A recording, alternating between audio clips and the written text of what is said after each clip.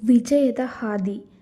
ಈ ಪುಸ್ತಕನ ನಾವು ಯಾಕೆ ಸ್ಟಡಿ ಮಾಡಬೇಕಂದ್ರೆ ಇದ್ರದ್ದು ಥೀಮ್ ಅಂತ ಹೇಳ್ತೀವಲ್ಲ, ಈ ಪುಸ್ತಕನ ಓದೋದ್ರಿಂದ ಏನು ನಮಗೆ ಇನ್ಫಾರ್ಮೇಷನ್ ಸಿಗುತ್ತೆ ಅಂದರೆ, ಜಸ್ಟ್ ಇದು ಸೆಲ್ಫ್ ಹೆಲ್ಪ್ ಬುಕ್ಕು, ಲೈಫ್ ಬಗ್ಗೆ ಇದೆ.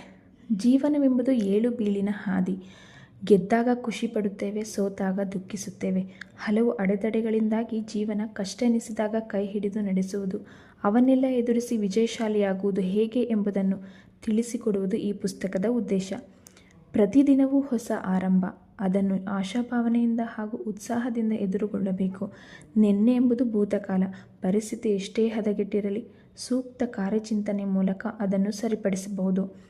ನೀವು ವೃತ್ತಿಯಲ್ಲಿ ಉನ್ನತ ಸ್ಥಾನ ತಲುಪಬೇಕೆಂದುಕೊಂಡಿದ್ದರೆ ಮಾಡುವ ಕೆಲಸವನ್ನು ಇಷ್ಟಪಡಬೇಕು.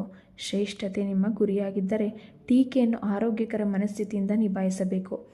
ಸೋಲನ್ನು ಎದುರಿಸಿ ಓಡಿಸಬೇಕೆಂದಿದ್ದರೆ ಶಾಂತ ಮನಸ್ಥಿತಿಯನ್ನು ಕಾಪಾಡಿಕೊಳ್ಳಬೇಕು. ನಿಮಗೆ ಸಂತಸಕರ ವೈವಾಹಿಕ ಜೀವನ ಬೇಕಿದ್ದರೆ ಸಂಗಾತಿಯನ್ನು ಗೌರವಿಸಬೇಕು. ಸಾಮಾಜಿಕ, ವೈಯಕ್ತಿಕ ಹಾಗೂ ವೃತ್ತಿ ಸಂಬಂಧಿತ ಸಮಸ್ಯೆಗಳನ್ನು ನಿರ್ವಹಿಸುವುದು ಹೇಗೆ, ಅವುಗಳನ್ನು ನಿಭಾಯಿಸಿ ಯಶಸ್ಸು ಗಳಿಸುವುದು ಹೇಗೆ ಎಂಬುದನ್ನು ಈ ಹೊತ್ತಗೆ ಪುಸ್ತಕ ವಿವರಿಸುತ್ತದೆ. ಅಬ್ರಹಾಂ ಲಿಂಕನ್ ಅವರಿಂದ ಹಿಡಿದು ಮುನ್ಷಿ ಪ್ರೇಮ್ಚಂದ್, ಗಾಂಧಿಯಿಂದ ಹಿಡಿದು ಚರ್ಚಿಲ್, ನೆಪೋಲಿಯನ್ನಿಂದ ಹಿಡಿದು ಮೇರಿ ಕ್ಯೂರಿಯವರೆಗೆ ಹಲವು ಉದಾತ್ತ ಜೀವನಗಳ ದೃಷ್ಟಾಂತಗಳು ಇಲ್ಲಿವೆ.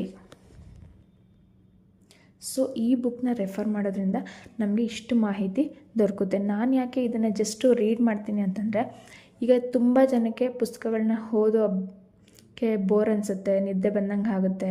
ಆಮೇಲೆ ಪುಸ್ತಕನ ಕೊಂಡು ಓದೋಷ್ಟು ಕೆಪಾಸಿಟಿ ಕೆಲವ್ರಿಗಿರಲ್ಲ. ಫಾರ್ ಎಕ್ಸಾಂಪಲ್ ಸ್ಟೂಡೆಂಟ್ಸು, ಅವರು ಟೆಕ್ಸ್ಟ್ ಬುಕ್ಸ್ನ ಓದೋದಕ್ಕೆ ಟೈಮ್ ಸಾಕಾಗಲ್ಲ. ಸೊ ಇದನ್ನು ಜಸ್ಟ್ ವೀಡಿಯೋನ 2 ಮಿನಿಟ್ಸ್ 3 ಮಿನಿಟ್ಸ್ ವಾಚ್ ಮಾಡೋದ್ರಿಂದ ಅವರಿಗೆ ಹೆಲ್ಪ್ ಆಗ್ಬೋದು ಅನ್ನೋ ಇಂಟೆನ್ಷನಿಂದ ಈ ಒಂದು ಬುಕ್ ರೀಡಿಂಗ್ನ ಸ್ಟಾರ್ಟ್ ಮಾಡಿದ್ದೀನಿ.